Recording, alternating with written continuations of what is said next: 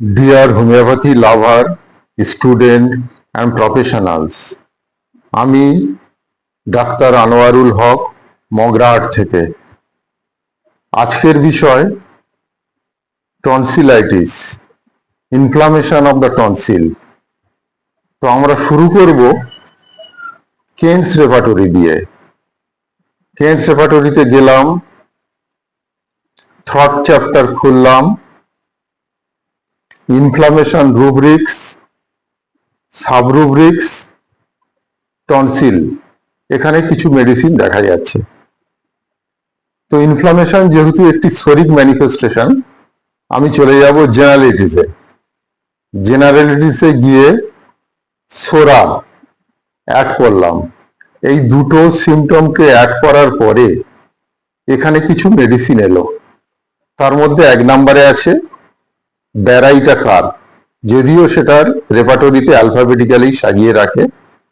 যারা যারা দুটো রুব্রিক্স কমপ্লিট করেছে, eliminating rubrics and miasmatic rubrics, এই দুটো রুব্রিক্স যারা কমপ্লিট করেছে তার মধ্যে বেছে নিয়ে কিছু মেডিসিনকে নিয়ে আমি এখানে আলোচনা করব। সব মেডিসিন আলোচনা করা সম্ভব নয়, অহেতু ভিডিওটি দীর্ঘায়িত হবে।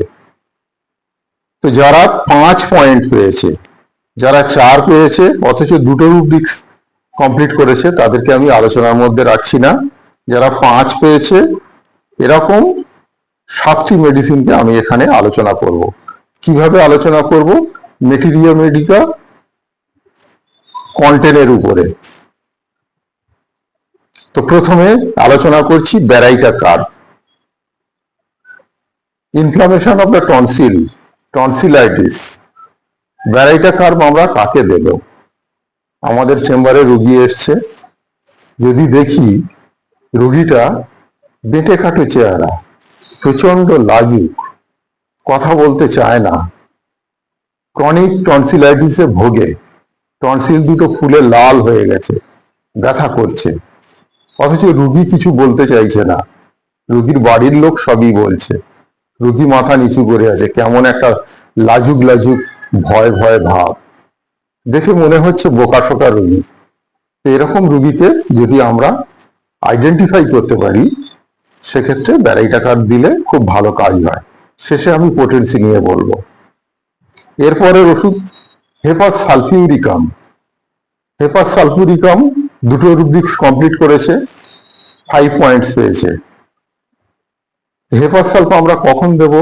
যদি দেখা যায় রোগীটা খুব রোগাটে চেহারা, তার যদি এরকম হিস্ট্রি পাওয়া যায় যে সে প্রচন্ড শীত কাতুরে, টক খেতে ভালোবাসে, যে কোনো জায়গায় কেটে গেলে সহজে শুকাতে চায় না, এইরকম রোগী যদি আমরা পাই, তার যদি টনসিলাইটিস হয়ে থাকে, তাহলে আমরা তাকে হেপাস সালফ দেব।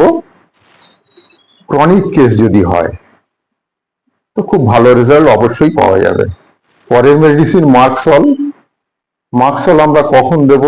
যদি দেখা যায় রোগীর জিভটা থলথলে, মোটা, ভিজে ভিজে এবং প্রচুর স্যালাইভেশন আছে, এবং তার মুখে একটা দুর্গন্ধ পাওয়া যাচ্ছে, তার শরীরে একটা দুর্গন্ধ পাওয়া যাচ্ছে, বাড়ির লোকের কাছে হিস্ট্রি নিয়ে জানা গেল তার জামা কাপড়ে প্রচন্ড গন্ধ হয়, প্রস্রাব পায়খানা এবং ঘামে খুব গন্ধ হয়, এবং রোগী প্রচন্ড শীত অনুভব করে।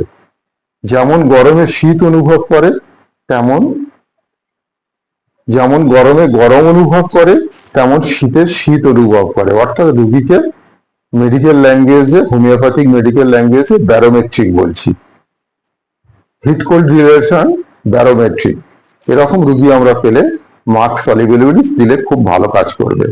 এরপরের medicine nitric acid. Nitric acid আমরা কখন দেব? যদি তার মধ্যে একটা বদমেজাজি ভাব আমরা লক্ষ্য করি, একগুঁয়ে ভাব যদি লক্ষ্য করি, যদি তার বাড়ির লোকের কাছে জানতে পারি যে যদি কারোর সঙ্গে তার মন কষাকষি হয়, তো তার সঙ্গে সারা জীবন আর কথা বলে না, এবং রোগীর প্রস্রাবে যদি এরকম হিস্ট্রি পাওয়া যায় যে ঝাঁঝালো গন্ধ, ঘোড়ার প্রস্রাবের মতো গন্ধ, অ্যামোনিয়াকাল গন্ধ, এবং তার যদি আলসারেটিভ টেন্ডেন্সিটাকে কোনো জায়গায় কেটে গেলে আলসার ফরমেশন করে, এরকম রোগী পেলে আমরা তাকে নাইট্রিক অ্যাসিড দেব। পরের মেডিসিন সুরিনাম। সুরিনাম কখন দেবো?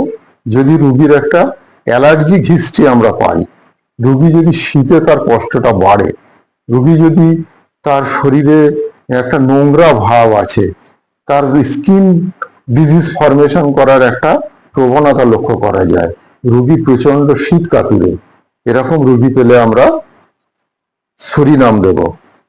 এর পরের মেডিসিন আসছে সাইলেসিয়া। সাইলেসিয়া আমরা কখন দেবো? রুগী শীত কাতুরে, পায়খানা করতে গেলে পায়খানা হতে চায় না, দীর্ঘদিন কনস্টিপেশনে ভুগছে, পায়খানা করার সময় আঙুল দিয়ে পায়খানা বের করতে হয়, রুগীর চেহারাটা রোগাটে টাইপের, শীতকালে তার হাতের পায়ের তালুতে প্রচন্ড ঘাম হয় এবং সেই ঘাম খুব দুর্গন্ধযুক্ত।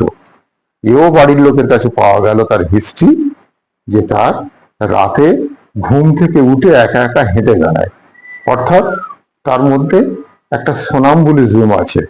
যাই হোক, এরকম রুগী আমরা যদি পাই, তাকে যদি সাইলেসিয়া দিই, তো রুগী ইনফ্লামেশন অফ দ্য টনসিল বা টনসিলাইটিসে খুব ভালো থাকবে। পরের মেডিসিন, লাস্ট মেডিসিন সালফার। এই সালফার আমরা কখন দেব?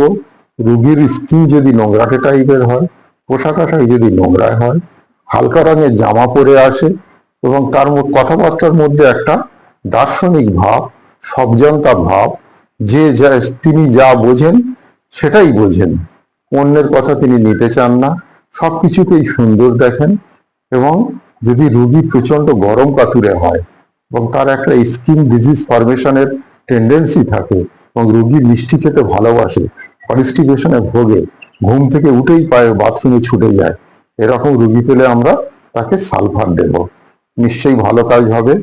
তো আজকে এই 8টি মেডিসিন, এই 7টি মেডিসিন নিয়ে আলোচনা করলাম। পরবর্তী পর্যায়ে যদি সময় হয়, যারা 2টো রুব্রিক্স কমপ্লিট করেছে অথচ 4 পেয়েছে, তাদেরকে আমরা আলোচনা করার টেবিলে রাখবো। নিশ্চয়ই ভিডিওটি ভালো লাগলে সাবস্ক্রাইব করবেন, লাইক করবেন, না লাগলে ডিসলাইক করবেন, বন্ধুদের কাছে শেয়ার করুন। ভালো থাকুন, সুস্থ থাকুন।